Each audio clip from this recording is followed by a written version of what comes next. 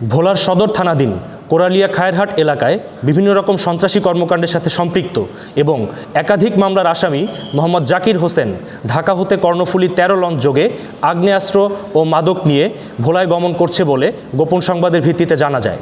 প্রাপ্ত তথ্যের ভিত্তিতে আজ ৫ মে ২০২৬ তারিখ মঙ্গলবার মধ্যরাত ৩টায় কোস্টগার্ড বেস ভোলা কর্তৃক ভোলার সদর থানাধীন ইলিশা তুলাতুলি মোহনা সংলগ্ন এলাকায় একটি অভিযান পরিচালনা করা হয়।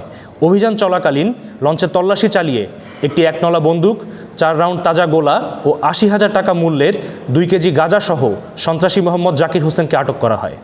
প্রাথমিক জিজ্ঞাসাবাদে জানা যায়, আটককৃত সন্ত্রাসী মোহাম্মদ জাকির হোসেন ভোলার সদর থানার বাসিন্দা। সে দীর্ঘদিন যাবৎ মাদক ও সন্ত্রাসী কর্মকাণ্ডের সাথে জড়িত ছিল। আটককৃত সন্ত্রাসী ও জব্দকৃত সকল আলামতের পরবর্তী আইনানুগ ব্যবস্থা গ্রহণের কার্যক্রম প্রক্রিয়াধীন রয়েছে। দেশের আইন শৃঙ্খলা পরিস্থিতি স্থিতিশীল রাখতে কোস্টগার্ড ভবিষ্যতেও এ ধরনের অভিযান অব্যাহত রাখবে।